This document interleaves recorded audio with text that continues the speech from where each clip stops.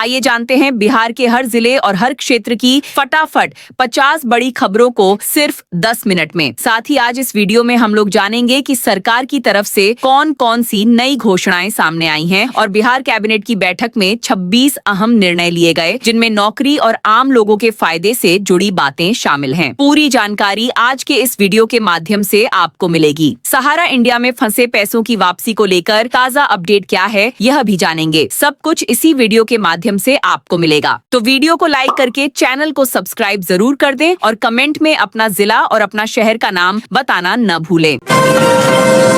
आम उत्पादक किसानों को मुफ्त पौधे और 80,000 रुपए तक अनुदान देने का फैसला लिया गया। BTSC द्वारा 1,114 पदों पर वर्क इंस्पेक्टर भर्ती के लिए आवेदन प्रक्रिया शुरू की गई। राज्य में 100 नए MSME पार्क स्थापित करने की रूपरेखा सामने आई। प्रधानमंत्री फसल बीमा योजना के तहत रब्बी सीजन 2025 से 26 के लिए रजिस्ट्रेशन शुरू किए गए। फसल बीमा योजना में जंगली जानवरों से फसल नुकसान और जलभराव को भी कवरेज में शामिल किया गया। बिहार सरकार ने अगले 5 वर्षों में राज्य में लगभग 50 लाख करोड़ रुपए के निवेश का रोड मैप घोषित किया। सरकार ने 5 नए मेगा फूड पार्क और 10 औद्योगिक पार्क बनाने की योजना की घोषणा की। बिहार के लखीसराय में 9 दिसंबर को रोजगार मेले का आयोजन किया गया। बिहार सरकार ने युवाओं के लिए रोजगार सृजन को प्राथमिकता देने की बात दोहराई। अगले वर्षों में राज्य में बड़े पैमाने पर सड़क, बिजली और लॉजिस्टिक्स नेटवर्क के विस्तार पर जोर दिया गया। औद्योगिक विकास के तहत बिहार में नए SEZ विकसित करने की तैयारी शुरू की गई। बुनियादी ढांचे के विकास से स्थानीय स्तर पर रोजगार बढ़ने की संभावना जताई गई। सामाजिक सुरक्षा योजनाओं के अंतर्गत विधवा, वृद्ध और दिव्यांग पेंशन योजनाओं को मजबूती दी गई। महिलाओं के स्वयं सहायता समूहों को आर्थिक सहायता देने की नीति को आगे बढ़ाया गया। बिहार सरकार द्वारा ईज ऑफ डूइंग बिजनेस थोड़ा सुधारने की घोषणा की गई। युवाओं के लिए स्किल डेवलपमेंट प्रोग्राम को तेज करने की बात कही गई। बिहार में एक्सपोर्ट बढ़ाने के लिए विशेष इंडस्ट्रियल क्लस्टर विकसित करने की योजना सामने आई।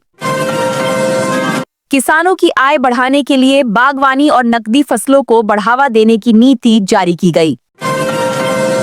ग्रामीण क्षेत्रों में नए कोल्ड स्टोरेज और वेयर हाउस बनाने की योजना बनाई गई। राज्य में लॉजिस्टिक्स हब डेवलप करने पर सरकार का फोकस बढ़ा। राज्य सरकार ने औद्योगिक निवेश को आकर्षित करने के लिए सिंगल विंडो सिस्टम को मजबूत करने की बात कही। रोजगार केंद्रों को डिजिटल प्लेटफॉर्म से जोड़ने की प्रक्रिया शुरू की गई। महिलाओं के लिए विशेष स्वरोजगार योजनाओं का विस्तार किया गया। बिहार के कई जिलों में सरकारी जमीन से अवैध अतिक्रमण हटाने के अभियान को तेज किया गया। राज्य में स्मार्ट मीटर और बिजली इंफ्रास्ट्रक्चर को बेहतर बनाने के लिए नई योजना पर काम शुरू हुआ। बिहार में राज्य स्तरीय रोजगार पोर्टल को और अपडेट किए जाने की तैयारी हुई।